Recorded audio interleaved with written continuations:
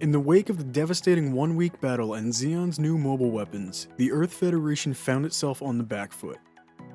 Having initially disregarded the mobile suit as being unable to defeat the then massive Earth Federation Space Force fleet, the grisly reality of their effectiveness would force the Federation to initiate a crash development program known as Operation V.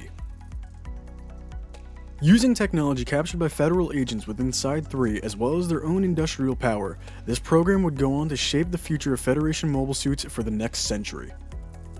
However, before the legendary RX-78 Gundam would walk, its predecessor would have to roll. Because it's the Guntank.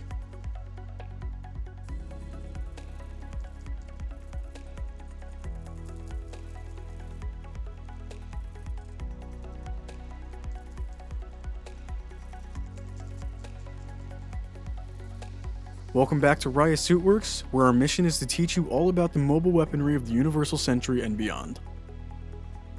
The RX-75 Guntank would be the first of the Project V mobile weapons to be designed. Taking advantage of the in-development RTX-44 main battle tank design, the RX-75's development would be primarily used as a testbed for the Active Mass Balance Auto Control, or AMBAC system, as well as facilitating the feasibility of future mobile suit systems. Due to this, the Guntank suffered from being a partial mobile suit, relying on a tread-bearing tank chassis as its lower half. Also borrowing from its shared heritage with the RTX-44 as well as the RTX-440, the RX-75 had a two-man crew, a pilot located within the FF-X7 core fighter in the mobile suit's chest, as well as a dedicated cockpit within the head of the mobile suit, usually for the co-pilot. Later modifications would allow for a single pilot to command from the head cockpit.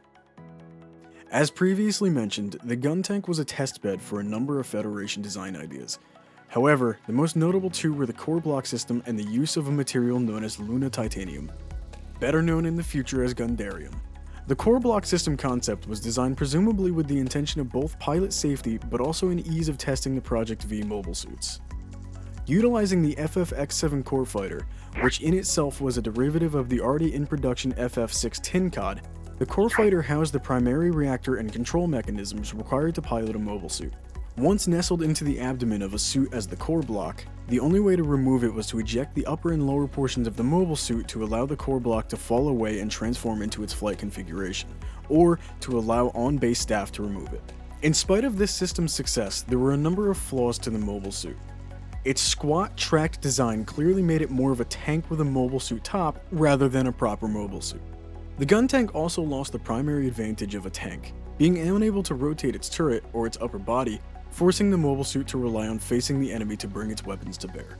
This was compounded by the fact that in comparison to the MS-06 Zaku II, which it was designed to compete against, the primarily terrestrial design of the Guntank would make it a poor combatant in space, which it would inevitably be expected to operate as well.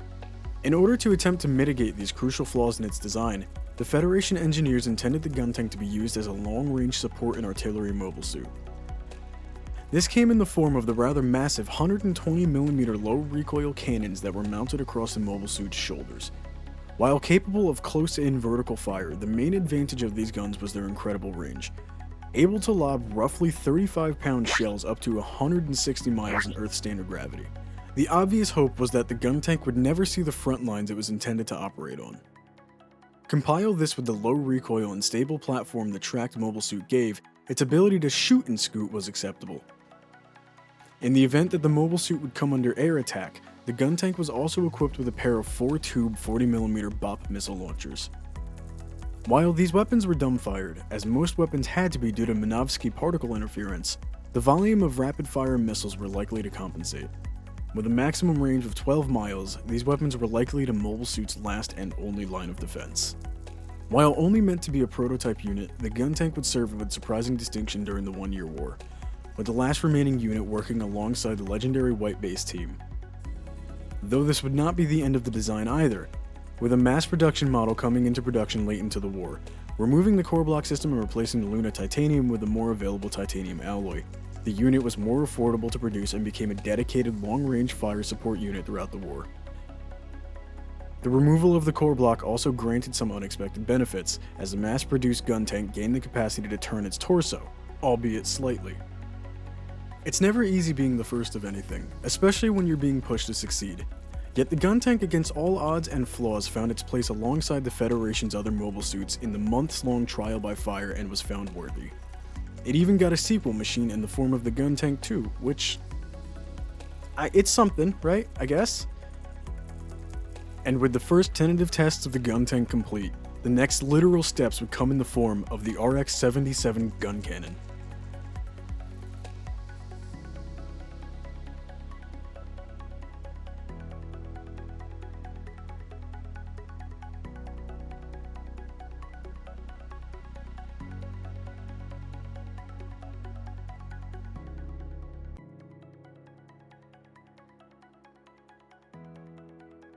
Thanks for joining us again here at Riah Suitworks.